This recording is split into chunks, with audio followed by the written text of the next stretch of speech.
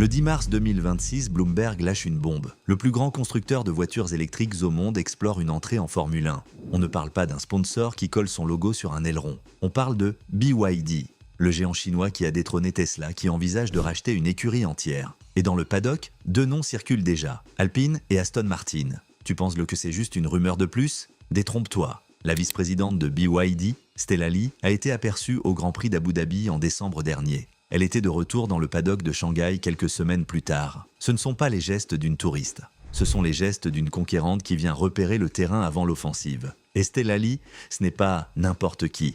En 2025, elle a été nommée personnalité mondiale de l'automobile, devenant la première femme et la première représentante d'une marque chinoise à recevoir ce prix. Et cette histoire, elle te concerne directement si tu suis la F1, parce que ce qui se prépare dans les coulisses va redessiner la grille de départ pour les 10 prochaines années. On ne parle pas d'un simple transfert de pilote ou d'un nouveau sponsor. On parle d'un basculement de pouvoir entre l'Europe et la Chine au cœur même de notre sport. Et personne en France n'en parle vraiment en profondeur. Aujourd'hui, on va tout décortiquer. On va parler de l'histoire folle de BYD, des 3 scénarios sur la table, de la crise d'Aston Martin, du précédent Cadillac, des enjeux géopolitiques et de ce que tout ça signifie pour l'avenir de la F1.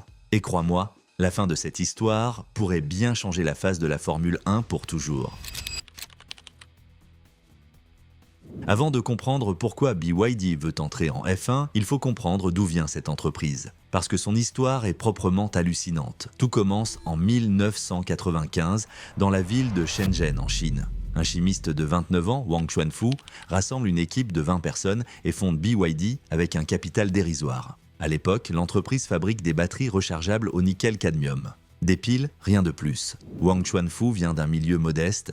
Né dans une famille de paysans de la province d'Anhui, il est orphelin très jeune. Son frère aîné finance ses études de chimie à l'université du Centre-Sud. Mais Wang a un talent rare, il sait repérer les opportunités que les autres ignorent. Au milieu des années 90, les géants japonais, Sony et Sanyo, délaissent le marché des batteries nickel-cadmium pour se concentrer sur le lithium-ion, plus rentable. Wang s'engouffre dans la brèche, il copie, il améliore, il casse les prix. En quelques années, BYD capture la moitié du marché mondial des batteries de téléphones portables. Le tournant, c'est 2002. Wang rachète Qinchuan Automobile, un petit constructeur automobile de la province du Shanxi. Tout le monde pense qu'il est le fou, un fabricant de piles qui veut faire des voitures, mais Wang a compris une chose avant tout le monde. Si tu maîtrises la batterie, tu maîtrises l'avenir de l'automobile. 23 ans plus tard, l'histoire lui a donné raison de façon spectaculaire. En 2025, BYD a vendu 4 600 000 véhicules à énergie nouvelle. C'est presque 3 fois plus que Tesla et c'est 1 640 000 unités. En Europe, les ventes de BYD ont explosé de 272% en un an.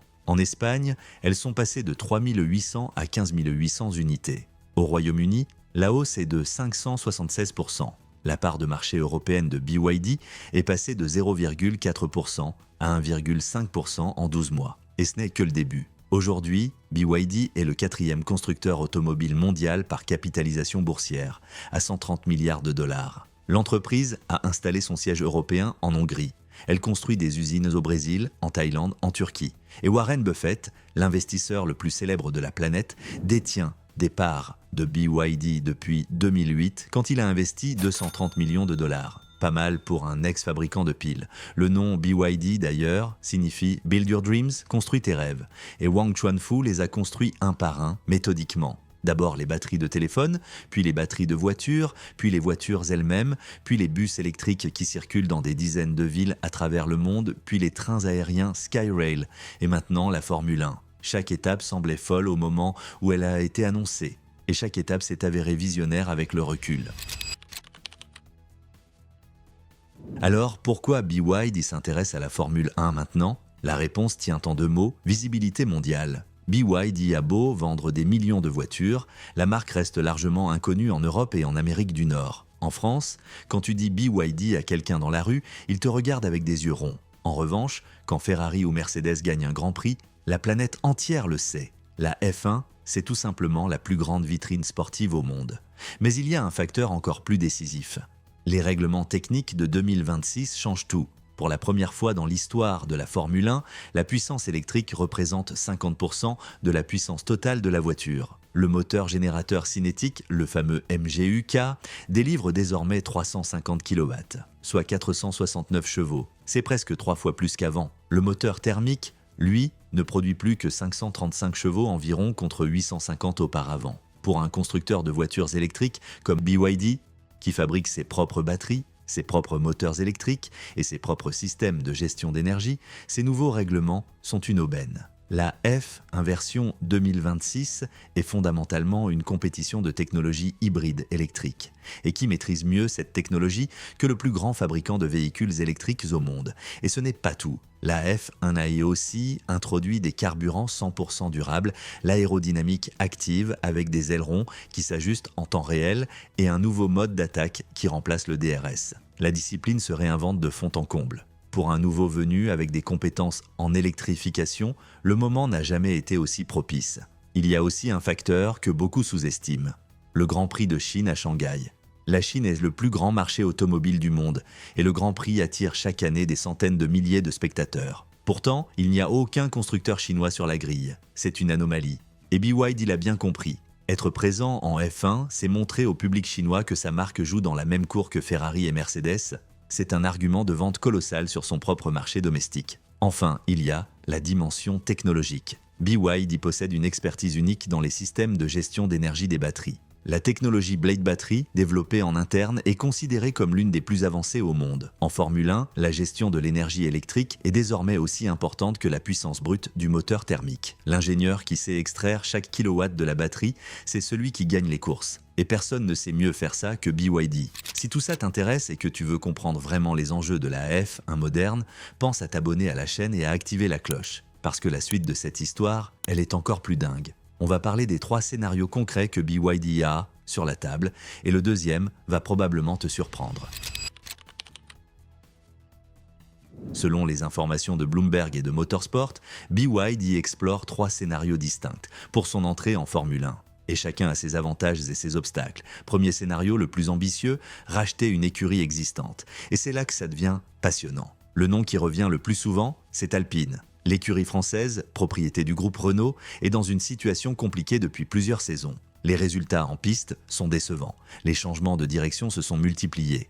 Et la transition vers les moteurs 2026 n'a pas été simple. Pour BYD, Alpine représenterait un package complet. Une écurie avec une infrastructure existante, une usine moteur à Viry-Châtillon et un ancrage européen qui faciliterait l'expansion de la marque sur le continent. Mais il y a un problème de taille. Luca De Meo, le patron de Renault, a déclaré publiquement que l'écurie n'était pas à vendre. Selon certaines sources, il aurait même refusé une offre de rachat de 1,2 milliard de dollars sans même la considérer. Pour Renault, Alpine est un outil stratégique de positionnement premium. Le vendre à un constructeur chinois reviendrait à abandonner une partie de l'identité de la marque. Le deuxième nom qui circule est encore plus intrigant, Aston Martin.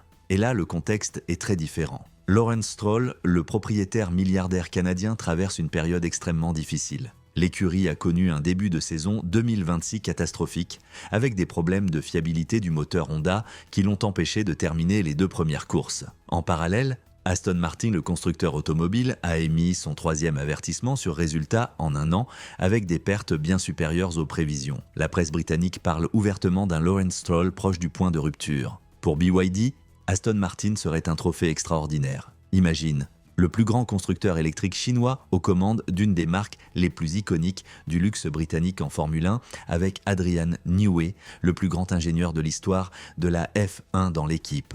Le signal envoyé au monde entier serait dévastateur pour la concurrence. Et il y a un détail que peu de gens ont relevé. Selon GP Fans, BYD aurait déjà approché l'entourage de Lawrence Stroll pour sonder la possibilité d'un rachat. Stroll aurait publiquement nié toute vente, mais les initiés du paddock sont moins catégoriques. Les problèmes de fiabilité du moteur Honda, les résultats désastreux en course, la pression des investisseurs et surtout le coût astronomique du salaire d'Adrian Newey, tout cela crée une situation financièrement intenable. Si la saison 2026 continue sur cette trajectoire, Stroll pourrait n'avoir d'autre choix que d'écouter les propositions.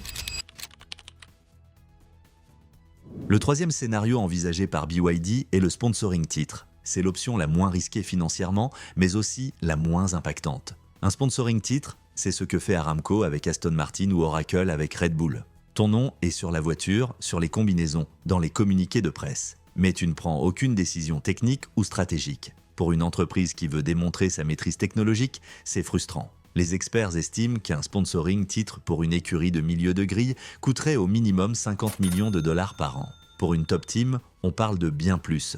C'est de l'argent, mais pour BYD, qui génère des milliards de revenus, c'est parfaitement gérable. Le problème, c'est que le retour sur investissement d'un sponsoring est bien inférieur à celui d'une propriété d'écurie. Et pour comprendre pourquoi BYD pourrait aller plus loin que le simple sponsoring, il suffit de regarder ce qui vient de se passer avec Cadillac. General Motors a déboursé 450 millions de dollars en frais d'entrée pour devenir la 11e écurie de la grille en 2026. 450 millions. C'est plus du double du montant initialement demandé. Et malgré ce prix exorbitant, GM a considéré que l'investissement en valait la peine. Parce que la F1 est devenue un business tellement rentable que même le droit d'entrée est un bon deal. Cadillac a engagé Sergio Pérez et Valtteri Bottas comme pilotes, utilise des moteurs Ferrari en attendant de développer les siens pour 2029 et construit un tout nouveau siège social à Fishers dans l'Indiana. L'arrivée de Cadillac prouve que la F1 est ouverte aux nouveaux entrants. Et si une marque américaine peut le faire, mais pourquoi pas une marque chinoise ? D'ailleurs, le président de la FIA, Mohamed Ben Sulayem, s'est publiquement prononcé en faveur de l'arrivée d'un constructeur chinois en Formule 1. Il considère que c'est la suite logique après Cadillac. Le marché chinois est trop important pour être ignoré et la Formule 1 a besoin de se mondialiser encore davantage pour continuer sa croissance. Ben Sulayem sait que la F1 sans la Chine, c'est comme le football sans l'Asie. Un manque à gagner colossal. Pour comprendre l'enjeu financier, il faut regarder les chiffres. Et ils donnent le vertige. En 2026, la valorisation moyenne d'une écurie de Formule 1 est de 3 milliards 422 millions de dollars. Chaque écurie de la grille vaut au minimum 1 milliard 500 millions de dollars. C'est un seuil que seulement 4 équipes avaient franchi 2 ans plus tôt. Ferrari, la plus valorisée, atteint 6 milliards 500 millions de dollars à elle seule. Ces chiffres ont bondi de 89% en 3 ans. La F1 est devenue une machine à cash, portée par l'explosion de la popularité aux États-Unis grâce à la série Netflix Drive to Survive, la multiplication des grands prix au Moyen-Orient et en Asie, et les contrats de diffusion télévisée qui atteignent des montants records. Liberty Media, le propriétaire de la F1, a transformé le sport en un empire de divertissement global. Pour BYD, investir dans une écurie de F1 n'est pas seulement une dépense marketing. C'est un investissement dont la valeur augmente année après année. Quand Gene Haas a fondé son écurie en 2016, elle valait une fraction de ce qu'elle vaut aujourd'hui, entre 1,5 milliard et 1,8 milliard de dollars. Si BYD entre maintenant même au prix fort, l'actif va probablement continuer à s'apprécier. Prenons un exemple concret. Si BYD rachète Aston Martin F1 pour 3 milliards 500 millions de dollars, ce qui est dans la fourchette actuelle des valorisations, et que la grille continue de prendre de la valeur au rythme actuel, l'écurie pourrait valoir 5 milliards dans 3 à 5 ans. C'est un investissement qui rapporte en plus de toute la visibilité marketing. C'est pour ça que les milliardaires et les constructeurs automobiles se battent pour entrer en F1. Ce n'est plus un gouffre financier comme dans les années 90 ou 2000. C'est devenu un business extrêmement rentable grâce à Liberty Media et à la popularisation mondiale du sport. Mais cette histoire dépasse largement le cadre sportif ou financier. L'entrée potentielle de BYD en Formule 1 est un événement géopolitique. Depuis plusieurs années, la Chine investit massivement dans les technologies de pointe.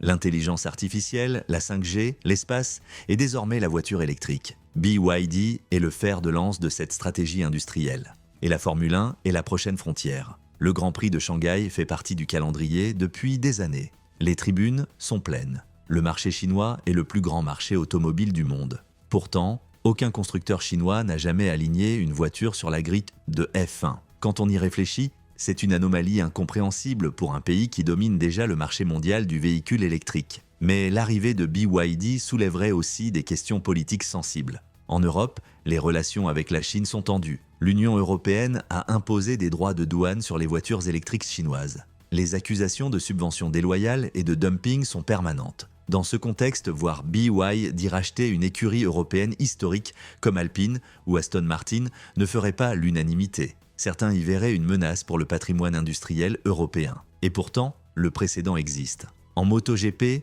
des constructeurs asiatiques comme Honda, Yamaha et Ducati coexistent pacifiquement. Dans le WEC, l'endurance, Toyota domine depuis des années aux côtés de Ferrari et Porsche. Le sport automobile a toujours été un terrain de confrontation entre nations industrielles. L'arrivée de la Chine ne serait qu'un chapitre de plus dans cette longue histoire. Mais la F1 est différente. C'est le sommet absolu du sport automobile et c'est aussi un club très fermé. 10 écuries, 11 depuis Cadillac, et des barrières à l'entrée qui se chiffrent en centaines de millions. Quand un constructeur chinois frappe à la porte de ce club, les implications vont bien au-delà du sport. C'est la Chine qui dit au monde « Nous ne sommes plus seulement capables de copier des voitures occidentales, nous sommes capables de les battre sur leur propre terrain, dans leur propre discipline reine ». Et ça, pour des pays comme la France, l'Allemagne ou le Royaume-Uni, c'est un message qui résonne très fort.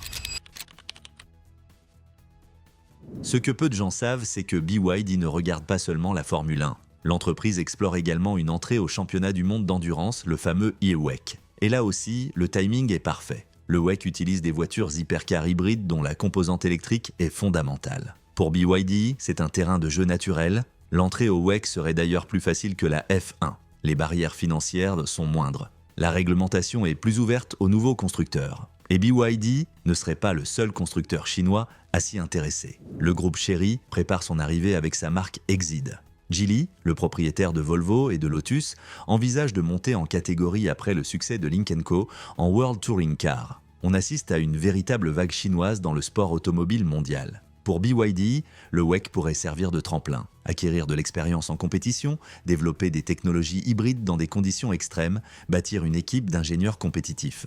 Puis, forte de ses résultats, faire le grand saut en Formule 1 avec une crédibilité technique que personne ne pourrait remettre en question. C'est exactement la stratégie qu'a suivie Toyota. D'abord le WEC, puis la domination aux 24 heures du Mans, et enfin un statut de référence en motorisation hybride. Si BYD suit ce chemin, la F1 ne serait qu'une question de temps.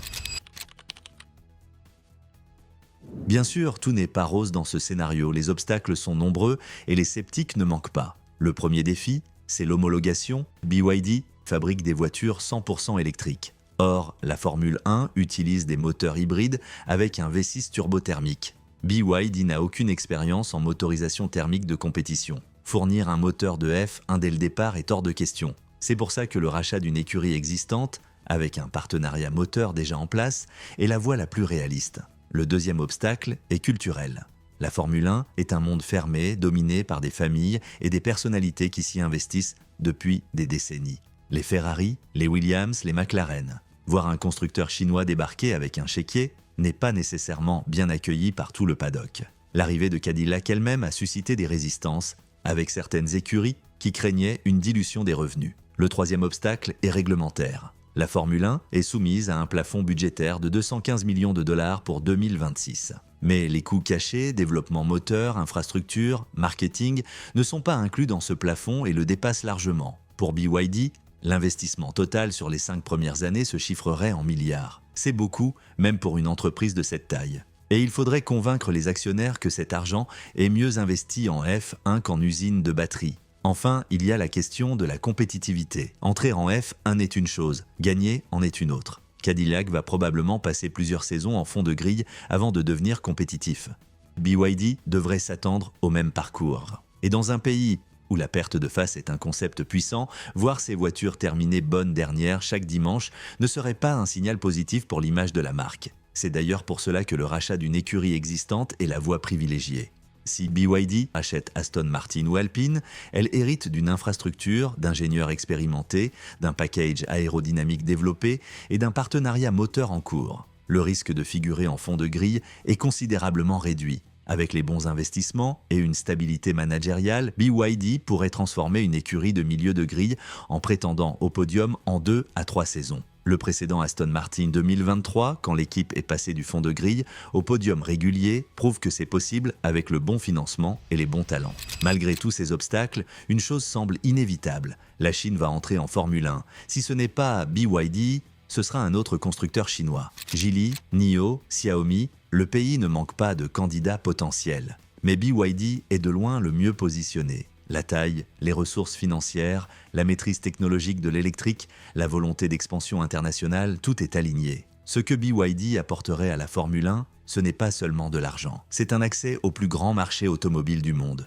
Ce sont des technologies de batterie qui pourraient révolutionner la performance des groupes propulseurs hybrides. C'est une base de fans de plus d'1,4 milliard de personnes. L'arrivée de BYD ne serait pas un événement sportif. Ce serait un séisme industriel. Quand Wang Chuanfu a fondé BYD dans un atelier de Shenzhen en 1995, personne n'aurait parié un centime sur le fait que cette petite entreprise de batterie deviendrait un jour le plus grand constructeur de voitures électriques au monde. Personne n'aurait imaginé qu'elle détrônerait Tesla. Et personne n'aurait cru que, 30 ans plus tard, elle se tiendrait aux portes de la Formule 1, prête à défier Ferrari, Mercedes et Red Bull sur leur propre terrain. L'histoire de BYD en Formule 1 n'est pas encore écrite, mais les premiers chapitres sont en train de se rédiger dans les coulisses du paddock, dans les bureaux de Bloomberg et dans le regard déterminé de Stella Lee quand elle arpente la grille de départ à Shanghai. La question n'est plus de savoir si BYD entrera en F1.